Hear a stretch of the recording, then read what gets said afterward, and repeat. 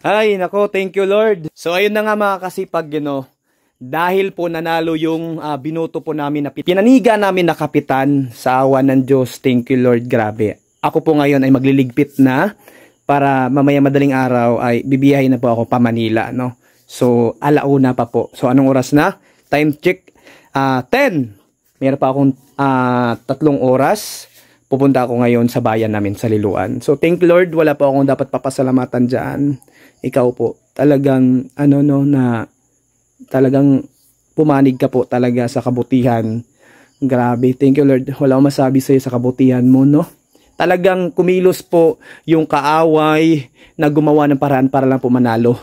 Dinaan ito sa talagang gulangan, yung talagang pera, pero grabe, hindi pa rin talaga mananaig yung kasamaan sa kabutihan. Thank you Lord, maraming salamat sa iyo. Dahil ngayon, magliligpit po ako talaga ng mga gamit ko, no? Sobrang thankful po ako. Wag po kayo mag-alala dito sa barangay namin. Ito po yung masasabi ko po, no? Dito sa barangay namin, wag po kayo mag-alala po na yung kapitan na si Takyo po yung nanalo. Bakit po? Kasi itong mga biyaya dito, mga blessings dito, para po ito sa lahat. Yan po ang hiling ko po, no? Na ito po ay pantay-pantay. Huwag po kayo mag-alala po, mga kasipag. Huwag po kayo mag-alala ka barangay ko Kaligangan, no? Itong biyaya dito, itong kasiyahan dito, itong blessings o ano man yan, para po ito sa lahat. Ganun po dapat ang tumakbo dito sa pinuno ng barangay o saan ka man, no? Sa city ka man, dapat ganun po ang advocacy. Pero kung advocacy ng ating mga tumatakbo ng pinuno as a leader, kung ang advocacy nila ay makasarili para lang sa kanila, bakit pa kayo susuporta doon? Bakit pa kayo boboto doon? Baliw ka na lang talaga kung boboto ka pa sa ganung tao. At lalo na pag meron itong mga negative na history, no? Bakit pa kayo boboto? Hindi ko maintindihan talaga kayo. Bakit ganun? Kailangan natin ng pagbabago para sa lahat, pantay-pantay yung biyaya. No? Magtulungan tayo dito po. Grabe, pero thank you Lord. Dininig mo yung panalangin ko. Maraming salamat sa iyo.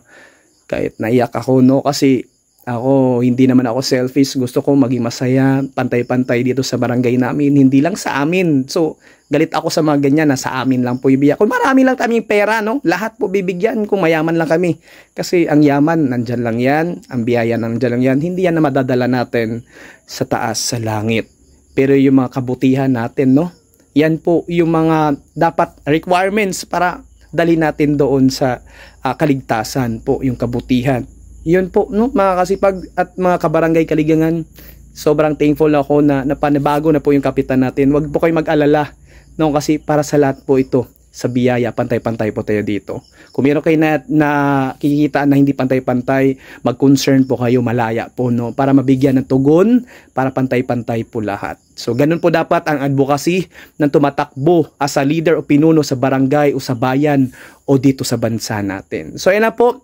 Maraming salamat po sa inyo mga kabarangay at saan pa mga viewers, supporters natin dyan. Maraming salamat po sa inyo. At wala po ako dapat papasalamatan at papurihin kundi si God. So, sobrang blessed ako, sobrang nagalak ako, naiyak ako. No, kasi yung mga magulang ko, kamag-anak namin nagtitiis dito, no? Dahil yung hangarin daw, yung advocacy daw ng tumakbo o yung talagang leader dito ay talagang para sa kanila daw po yung bayaya. Hindi po dapat ganun eh. Hindi po dapat ganun. Pero maraming salamat no, ngayon po naiyak na ako. So, ngayon po ako po ay magliligpit. Ayan. So, ngayon ay mag-ano ako ng bag. Ayan, bag, tsaka damit. Ayan, no. Kasi pupunta na ako sa Manila, no. Pagpasensya na yung bahay namin masipag yung mga kabarangay ko. Pagpasensya na po yung bahay namin, no. Kami po ay, hindi po kami mayaman. Simpleng buhay lang po, no. Ayan, pagpasensya na po yung bahay namin. Ito, lalagyan ko na tong bag na to ng kaunti kong damit kasi pupunta ako doon sa Manila na mamaya. So meron pa akong 2 hours. Pero sobrang blessed ako ngayon sa gabi na to. Grabe.